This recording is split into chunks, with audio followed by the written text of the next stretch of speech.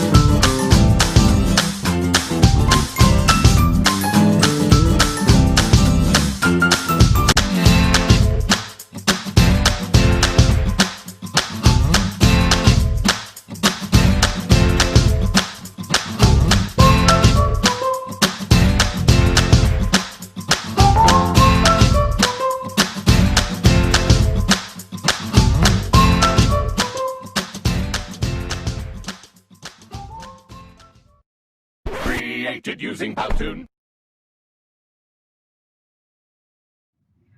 Jadi, objektif pembelajaran kita pada bab ini, pertama, menyatakan jenis-jenis pertempatan di Malaysia.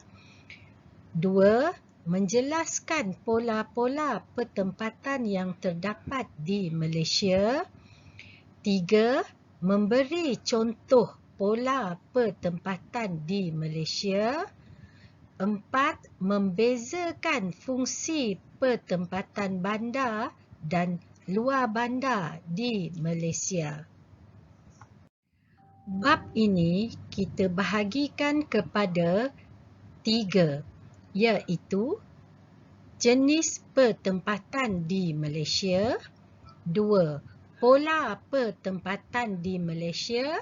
Dan tiga, fungsi pertempatan bandar dan luar bandar di Malaysia. Jenis-jenis pertempatan di Malaysia. Di Malaysia, terdapat dua jenis pertempatan, iaitu pertempatan bandar dan pertempatan luar bandar.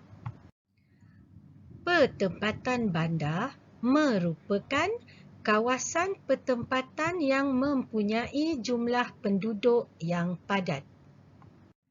Sebelum kita meneruskan lagi topik kita iaitu pertempatan bandar, kita lihat dulu beberapa bandar terbesar di dunia yang mempunyai kapasiti penduduk yang tinggi dan padat.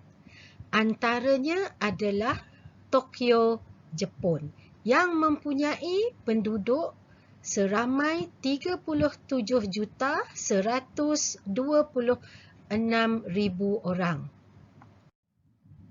Salah sebuah negara yang mempunyai penduduk yang padat adalah Jakarta, Indonesia.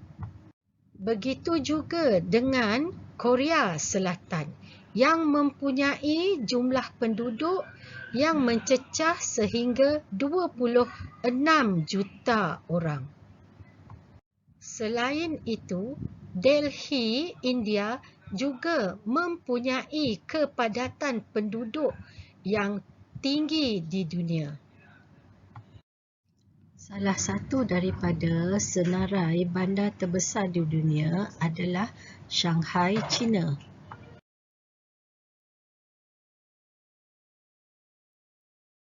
Begitu juga dengan New York City, USA. Karachi, Pakistan juga merupakan salah sebuah bandar yang terbesar di dunia. Sao Paulo, Brazil juga mempunyai penduduk yang tinggi. Dan akhir sekali, 10 senarai bandar yang terbesar di dunia adalah Lagos, Nigeria. Ciri-ciri pertempatan bandar di Malaysia. Pertama, jumlah penduduk melebihi 10,000 orang. Kedua, mempunyai kemudahan asas yang pelbagai. Ketiga, kawasan kediaman berciri moden. Keempat, kegiatan ekonomi melibatkan perindustrian, perniagaan, pembinaan, pentadbiran dan perkhidmatan. Kegiatan ekonomi yang utama adalah perindustrian. Okey, ini adalah gambar yang menunjukkan perindustrian yang terdapat di Malaysia. Ini adalah salah satu daripada contoh perniagaan yang terdapat di pertempatan bandar. Gambar ini menunjukkan aktiviti kegiatan ekonomi yang melibatkan pembinaan. Ini merupakan gambar kegiatan ekonomi yang melibatkan pentadbiran. Kebanyakan pertempatan bandar di Malaysia merupakan ibu negeri ataupun pusat pentadbiran negara seperti Putrajaya.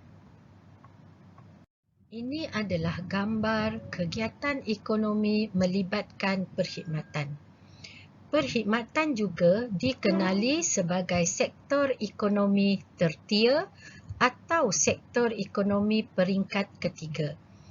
Sektor perkhidmatan ini tidak mengeluarkan barangan tetapi ia membekalkan perkhidmatan kepada pengguna. Contohnya, sektor pengangkutan. Sekarang kita belajar pula pertempatan luar bandar. Pertempatan luar bandar merujuk kepada kawasan pertempatan yang mempunyai kepadatan penduduk yang rendah. Ciri-ciri pertempatan luar bandar di Malaysia. Pertama, jumlah penduduk kurang 10,000 orang. Kedua, mempunyai kemudahan asas yang minimum. Ketiga, kawasan kediaman sederhana dan berciri tradisional. Dan akhir sekali, keempat, kegiatan ekonomi adalah terhad kepada 3 sektor, iaitu pertanian, industri desa dan penternakan. Kegiatan ekonomi pertanian meliputi segala aktiviti yang melibatkan pertanian seperti penanaman padi, penanaman getah dan penanaman jagung. Kegiatan ekonomi industri desa. Industri desa juga dikenali sebagai industri luar bandar ataupun industri tradisional. Industri desa menghasilkan pengeluaran atau kerja tangan yang dihasilkan oleh masyarakat kampung yang masih menggunakan teknik tradisional atau teknik yang diwarisi daripada nenek moyang kita. Sebagai contoh, industri membuat keropok, industri membuat kraf tangan dan industri membuat makanan ringan. Kegiatan ekonomi penternakan pula lebih kepada skala kecil-kecilan.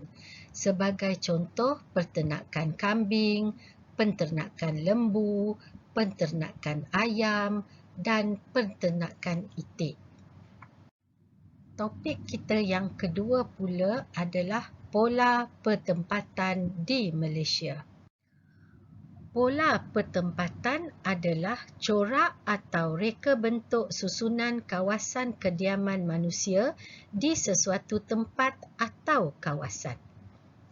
Terdapat 4 pola pertempatan. Pertama, pertempatan berpusat.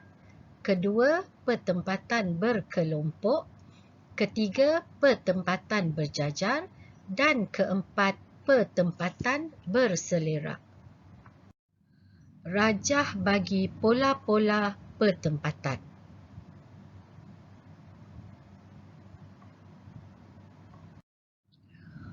Pola pertempatan berselerak.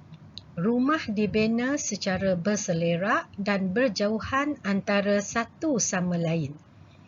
Kelihatan bertaburan. Sebagai contoh, kawasan kampung, kebun getah dan sayur-sayuran. Antara kawasan yang mempunyai pertempatan berselerak adalah seperti Bukit Tinggi Pahang, Kundasang, Sabah. Pertempatan berpusat. Rumah yang dibina rapat-rapat di sesuatu kawasan tumpuan. Penduduk terdapat di persimpangan jalan raya atau taman perumahan. Contohnya, pertempatan di Bandar Tun Razak, Kuala Lumpur. Biasanya, pertempatan berpusat mempunyai kemudahan seperti rumah ibadat, pelabuhan, pusat perniagaan. Pertempatan berkelompok pula, susun atau rumah adalah secara berkelompok dan terancang di sesuatu kawasan rancangan pembangunan tanah persekutuan seperti Felda Trolak, Perak, Felda Sahabat, Sabah, Felda Air Tawar, Johor. Dan yang akhir sekali adalah pertempatan berjajar. Biasanya, pertempatan berjajar, rumah dibina sepanjang jalan raya atau pantai. Kelihatan tersusun secara deretan dan hampir seragam. Biasanya terdapat di kawasan pinggir laut atau sepanjang sungai seperti Sungai Rajang Sarawak, Pantai Kuala Besut, Terengganu.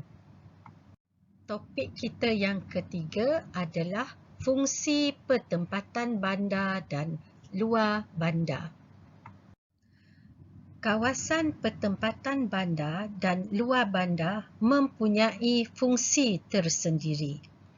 Fungsi pertempatan merujuk kepada peranan bagi sesuatu kawasan pertempatan yang merangkumi ekonomi, sosial dan kerajaan. Kita mulakan dari fungsi pertempatan bandar. Fungsi pertempatan bandar dari segi ekonomi. Ekonomi berkembang seiring dengan fungsi pembangunan sesuatu kawasan pertempatan bandar dalam menjana pendapatan penduduk dan negara. Terdapat 5 bandar dalam kategori fungsi ekonomi, iaitu bandar pelancongan, bandar pelabuhan, bandar perindustrian, bandar perlombongan dan akhir sekali bandar teknologi maklumat. Kita mulakan dengan bandar pelancongan. Bandar pelancongan adalah bandar yang terkenal dengan pelbagai aktiviti pelancongan. Selain itu, bandar pelancongan menawarkan peluang pekerjaan dari segi aktiviti perniagaan dan pelancongan. Sebagai contoh, Port Dickson Negeri Sembilan dan Bandaraya Melaka.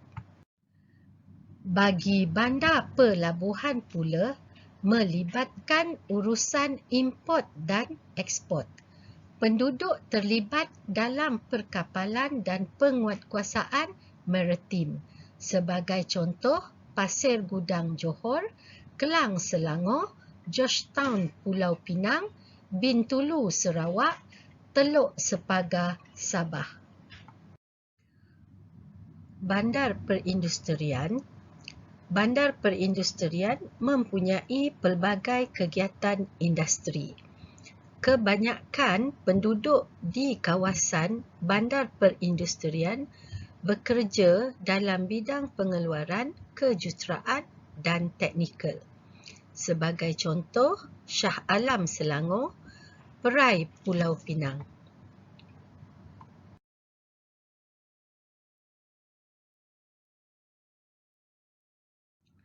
Bandar perlombongan. Bandar yang berkembang akibat penerokaan sumber mineral. Menawarkan pelbagai peluang pekerjaan, kegiatan perlombongan dan cari gali. Contohnya, Bintulu Sarawak, Kerteh Terengganu berfungsi sebagai bandar petroleum dan gas asli. Fungsi pertempatan bandar dari segi sosial terdiri daripada 3, iaitu bandar satelit, bandar pendidikan dan bandar diraja. Bandar diraja adalah bandar yang menjadi tempat terletaknya istana, iaitu kediaman rasmi bagi sultan dan raja. Bandar diraja mewujudkan peluang pekerjaan sampingan kepada penduduk setempat disebabkan aktiviti pelancongan. Sebagai contoh, Pekan Pahang, Kuala Kangsar Perak dan Arau Perlis. Bandar pendidikan adalah bandar di mana terdapat institusi pendidikan yang menawarkan peluang pekerjaan. Wujud peluang pekerjaan sebagai pensyarah atau kaki tangan institusi pendidikan. Sebagai contoh, Universiti Pendidikan Sultan Idris Tanjung Malim Perak, Universiti Sains Malaysia di Pulau Pinang, Universiti Kebangsaan Malaysia di Bangi, Selangor. Bandar satelit adalah bandar sokongan kepada bandar utama. Peluang pekerjaan dalam pelbagai sektor. Sebagai contoh, Petaling Jaya Selangor, Senawang Negeri Sembilan. Fungsi pertempatan bandar akibat dasar kerajaan adalah bandar pertahanan, bandar pentadbiran dan bandar sempadan. Bandar pertahanan. Bandar pertahanan menempatkan pangkalan tentera yang menjadikan bandar ini berkembang sebagai kawasan pertempatan yang lebih besar. Sebagai contoh, Lumut Perak dan Port Dickson Negeri Sembilan. Bandar sempadan. Bandar sempadan berfungsi sebagai pintu keluar masuk negara. Kegiatan pelancongan dan perdagangan merupakan kegiatan yang utama di kawasan bandar sempadan. Sebagai contoh, Rantau Panjang, Kelantan dan Padang Besar Perlis. Fungsi pertempatan luar bandar. Pertempatan luar bandar mempunyai fungsi yang berbeza daripada pertempatan bandar. Perbezaan ini dapat dilihat dari segi ekonomi, sosial dan kerajaan. Pertempatan luar bandar dari segi ekonomi. Terdapat pelbagai kegiatan ekonomi seperti pertanian, penternakan dan industri desa yang menawarkan peluang pekerjaan. Pertanian di kawasan luar bandar merangkumi penanaman padi, getah, kelapa sawit dan sayur-sayuran. Manakala bagi penternakan pula, mereka lebih kepada penternakan lembu, kambing serta penternakan ikan air tawar. Industri desa juga membolehkan penduduk menghasilkan produk seperti kraftangan dan makanan ringan. Dari fungsi sosial pula, pertempatan luar bandar turut mempunyai kemudahan sosial seperti rumah ibadat, klinik kesihatan, perkhidmatan pos, bekalan air dan elektrik. Fungsi pertempatan luar bandar dari segi kerajaan. Perkhidmatan pengurusan pentadbiran biasanya terdapat di luar bandar. Penduduk dapat menyelesaikan urusan mereka melalui pejabat penghulu, tok batin, tuai rumah, ketua kampung atau penggawa yang menjadi wakil kepada kerajaan. Selain itu, mereka berperanan serta bertanggungjawab terhadap masyarakat setempat. Balai Raya berperanan sebagai pusat kegiatan kemasyarakatan. Fungsi pertempatan luar bandar merupakan topik yang terakhir dalam bab ini. Jadi, cikgu berharap semua pelajar akan mendapat manfaat daripada perkongsian video cikgu. Sebelum cikgu mengundur diri, di sini cikgu sediakan beberapa latihan pengukuhan.